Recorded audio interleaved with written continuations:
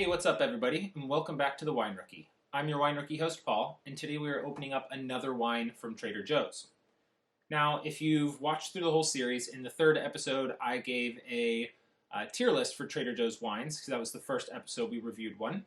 But to give you a quick refresher, these are all what is known as non-disclosure agreement wines, more commonly NDA wines, and that means that they are produced for Trader Joe's and they do not let us know who produced the wine for them. This allows them to sell the wine at a fraction of the cost that you'd get it from the actual winery.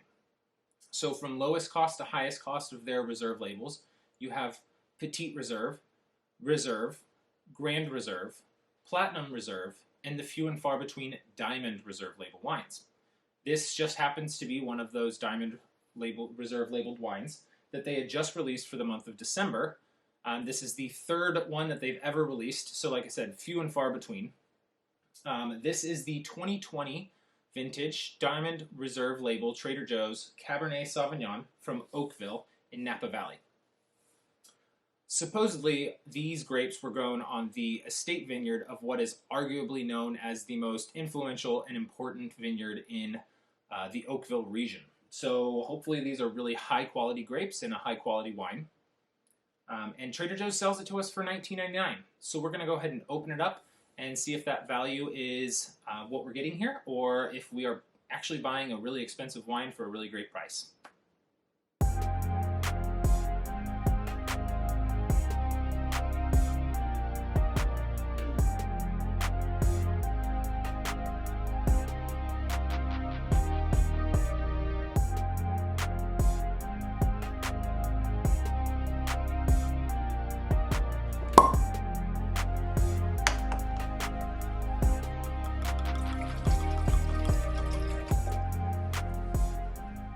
Alright everybody, we have our 2020 vintage Trader Joe's Diamond Reserve label Cabernet Sauvignon from Oakville poured out.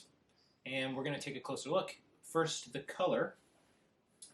Just by pouring this, I saw that it was a nice ruby red, confirming that looking at the light. Super deep, absolutely magnificent color in the glass. Now we're going to go ahead and check out the aromas. We're going to swirl it around, we're going to coat the glass with the wine, and then that alcohol is going to evaporate, letting us, when we smell, have the most amount of aroma compounds as possible. Nice red fruits here on the nose. Cherry, red currant, plum, stewed plums. I'm also getting a little bit of espresso and vanilla from the oak process, the aging that this went through. We're going to taste it, and then we're also going to smell it retro-olfactory now. That means we're going to, after we taste it, we're going to breathe in through our mouths and then out through our nose, and it'll allow us to smell a little bit more that we didn't through our nose.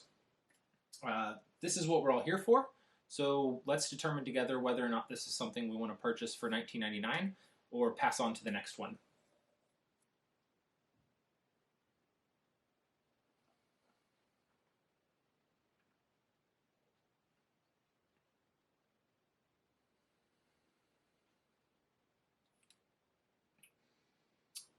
Breathing out through my nose, I got this sweet pipe tobacco kind of note to it.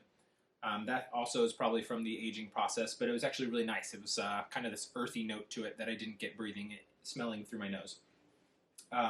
As far as the taste goes, still red fruits here. It's a medium-bodied Cabernet, very dry. It's got some nice smooth tannins here that have just, they feel like a fine grit sandpaper in my mouth. And it's really grippy, and a bright acidity to it. So all that's balancing out pretty well. Again, red fruits coming through here. I got dark cherry, raspberry jam, red currants. Here there's a little bit of mocha, some milk chocolate on a long lingering finish. For 15% alcohol, this actually doesn't have a very alcoholic feel in my throat. It's not very warming. It's not a burning sensation at all. So that's pleasant. Not my favorite wine from Trader Joe's. I'd say this is incredibly high quality, but I think it's a little bit young. I think this could do with a little bit more aging. Buy it, hold on to it. They actually recommend that, buying some now and then holding on to some for later because apparently this is going to age well according to the producer. So definitely recommend if you're going to pick one up to age it, hold on to it for a bit in your wine cooler. If you're going to drink it now, this time of year, it's going to go great with a beef shepherd's pie, or if you're a vegetarian, a mushroom shepherd's pie. And on your cheese board this season, check it out with a Gruyere, something a little nutty. Those red fruits are going to balance out really well, or an aged Gouda cheese. Don't forget to like and subscribe on the way out, and we will see you next time, guys. Cheers.